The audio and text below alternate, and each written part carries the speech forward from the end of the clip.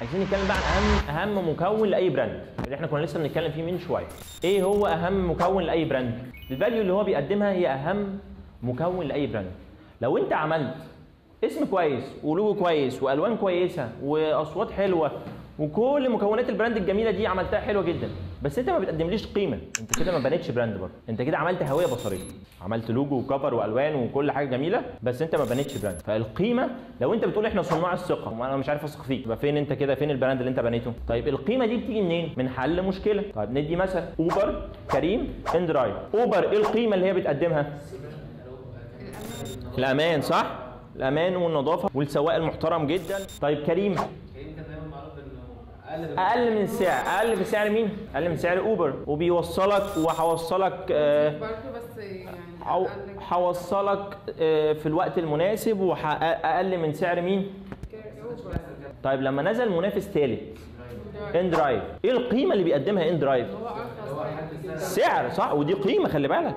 انا هحل لك المشكله، انت عايز تروح من مشوار من مكان لمكان، انا هحل لك المشكله بسعر اقل.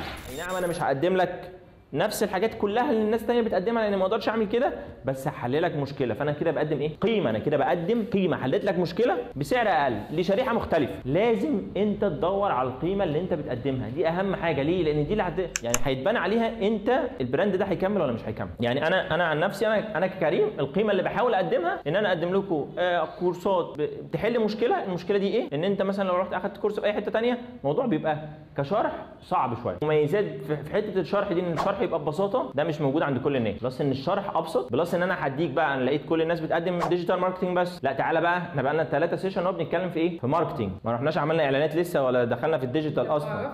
فايه؟ تعالى بقى نشوف الماركتنج ده بيقول ايه غير ده وده. تعالى بقى في امان، في ان انت تسترد فلوسك، في كل حاجه. دي القيمه اللي انا نفسي اقدمها على فكره. يعني انا بحاول. ده ممكن يبقى سبب في ان انت والله بعد كده تلاقي شغل كويس او تفتح البيزنس بتاعك. انا ما شفتش حد بيقعد حد معاه ويقول له تعالى هوريك ازاي تفتح بيزنس، ده انا ما شفتوش. فدي برضو قيمه، لازم انت تدور على القيمه اللي انت بتقدمها، دي اهم حاجه. ليه؟ لان دي اللي يعني هيتبنى عليها انت البراند ده هيكمل ولا مش هيكمل.